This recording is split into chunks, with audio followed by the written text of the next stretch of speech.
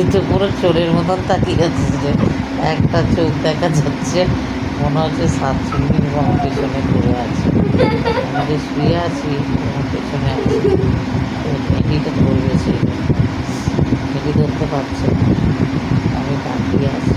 তাই জন্য ও কী করছে, একবার দেখছে এবার মেয়েটা শুয়েছে, না ও মেয়েটা একবার শোয়নি তো, তাহলে আমি কী বললাম, তো নাই, তাহলে কী করা যায়, ঘুমোবে না। বাবা মায়ের কাছে আমার কাছে এসেছে, এসে শাকচুন্নি আটুনি যা পাচ্ছে করছে, আর নাকটা মুখ চোখটা দেখাচ্ছে, ওর আবার মুখ নাই, দাঁত নাই, খুব ব্যাপার আছে মেয়েটার।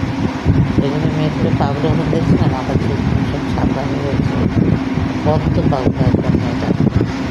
মেয়েটা বদ্ধ পাগল, এই দেখো দাঁত, ওই দেখো সবাই দেখো মাথায় করে কী সব নিয়ে আসছে, আমার মাথায় ছেড়ে দিচ্ছে, এইসব করছে।